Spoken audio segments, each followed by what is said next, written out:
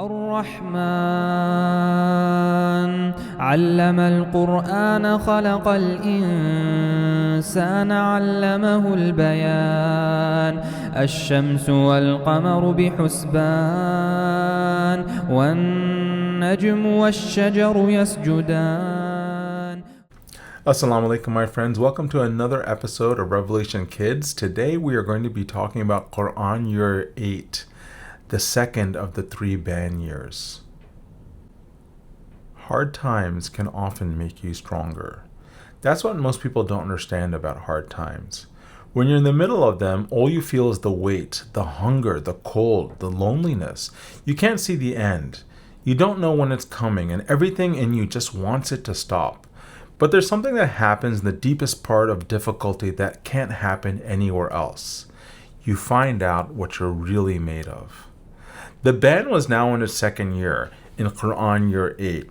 The Prophet, peace be upon him, and his family were still camped in the narrow valley outside of Mecca, still hungry, still cut off, still watching the seasons change, with no sign that the punishment would end.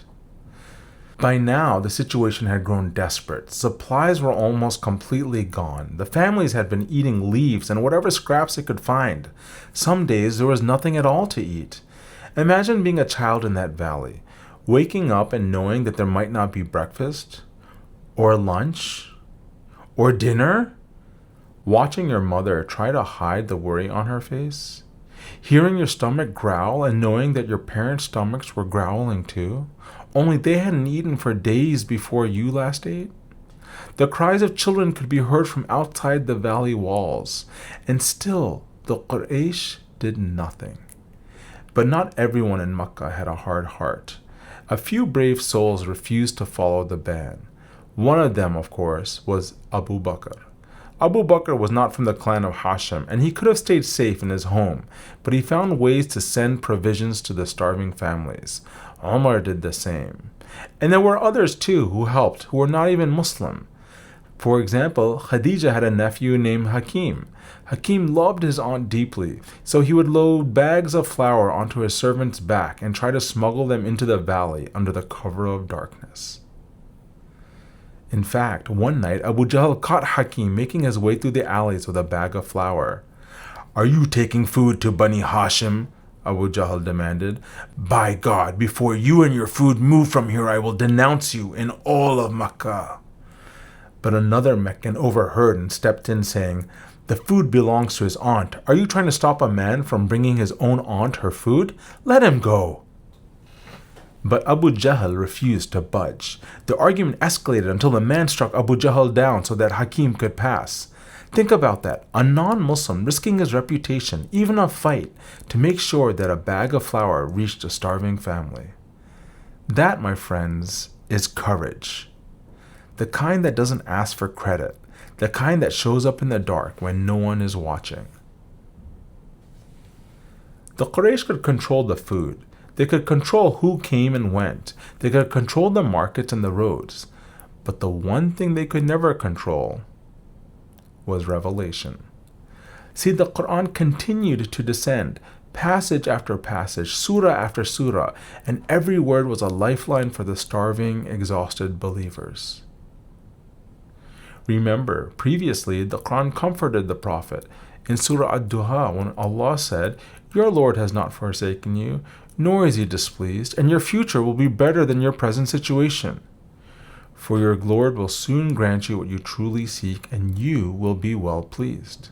والضحى والليل إذا سجى ما ودعك ربك وما قلى وللآخرة خير لك من الأولى ولسوف يعطيك ربك فترضى. The Quran also encouraged the believers, saying, "So be patient with all the discouraging things they say, and glorify the praises of your Lord before the rising of the sun, before its setting, and during a part of the night." The Quran not only comforted, it not only encouraged, it also empowered. Another verse said, "This Quran is not being revealed to you all at once, it's being revealed in slow, well-ordered stages so that we can strengthen your heart with it." Did you catch that? See, Allah did not send the entire Qur'an at once. He sent it piece by piece because the Prophet needed pieces of it at certain times. Every time his heart was about to break, a new passage would arrive to hold it together.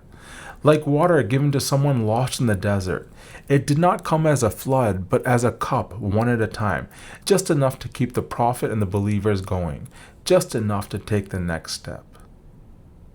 That is balance, because Allah knows exactly what you need, and He gives it to you in exactly the right moment.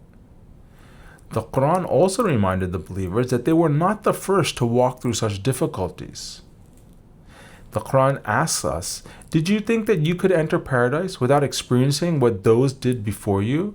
They were tested through affliction and loss, and some were so shaken that even their messenger joined with them crying, when will Allah's help arrive? Remember, the help of Allah is always near. And then another set of verses, as if speaking to the Prophet personally, the Quran told about the story of Moses, and how Moses and his people were trapped between the sea and Pharaoh's army, and how his people cried out, we're going to be overtaken. And then Moses answered them, and he said, by no means, for my Lord is with me, and He will guide me in what to do next. Imagine that. Imagine the Prophet hearing those words in that valley, surrounded, cut off, with no way out, and the Quran is whispering, Musa was trapped too, and Allah made a way for him. If Allah can make a way for Moses, don't you think Allah can make a way for you? The Quran also reminded the Prophet that he was not alone in his grief. In one verse it says, we know about all the stress that their words are causing you, but it's not you that they're rejecting, it's the verses of Allah that the wrongdoers are rejecting. Even so, other messengers were rejected before you, and they were patient against the criticism they faced until our help finally reached them. Honestly, I think the believers must have felt those words in their bones. Of course they were hungry. Of course they were tired. They were shaken. And yet the Quran told them that even the greatest prophets cried. They wept and they asked when. When will your help come? And the answer was always the same. Allah's help is near. Perhaps the one verse that meant more than any other is a verse from the Quran that reads, whoever is mindful of Allah will be shown a way out of distress, and He will provide for them from where they least expect it. Whoever relies upon Allah, Allah is enough for them. Help arrived to the Muslims from where they least expected it. A bag of flour smuggled in the dark, a stranger standing up to Abu Jahl, a verse arriving at the exact moment a heart was about to give out. You just have to hold on long enough to see it. There's a difference between being tested and being punished. The Quraysh thought they were punishing the Muslims, but Allah was doing something else entirely. He was forging them. The way metal is placed in fire, not to destroy it, but to make it stronger. The way a blade is hammered and heated, not to break it up, but to strengthen it, to sharpen it. That's what the Banyas did to the Muslim community. That was the community in the valley. Sure, they were afraid. Sure, they were nervous. And they didn't know what tomorrow would bring. But they kept praying, kept giving, kept holding on to each other. And their resilience, their refusal to break, was becoming something extraordinary. The Quran wasn't just words to them. It was like air. It was food. It was light in the dark. And with every passage that came down, their willpower grew stronger. Not because the suffering got easier, but because the connection to Allah got deeper. That's how it works, actually. You don't become strong by avoiding difficulty. You become strong by going through difficulty and discovering that Allah was with you the entire time. This is Quran year 8. It's the second of the ban years, the year the hunger reached its worst. This is the year that Hakim smuggled flour through the valleys of Makkah and a stranger named Abu Jahl let him pass. This is the year that the Quran kept coming down, surah after surah, verse after verse, giving strength to the messenger by giving him stories of previous prophets who came before him, only to make you stronger. The Quraysh thought they were breaking the believers, but Al-Qawi, the all-strong, was doing the opposite.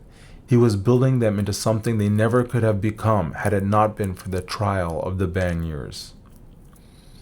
The ban had lasted for nearly 3 years, but cracks were beginning to show, not in the believers, but in the ban itself. Tomorrow night in Qur'an Year 9, we'll talk about 5 brave men who stood up in front of all of Makkah and said, "Enough." But for now, we've run out of time, so I will see you guys in Qur'an Year 9. إن الذين قالوا ربنا الله ثم استقاموا فلا خوف عليهم ولا هم يحزنون أولئك أصحاب الجنة خالدين فيها جزاء بما كانوا يعملون.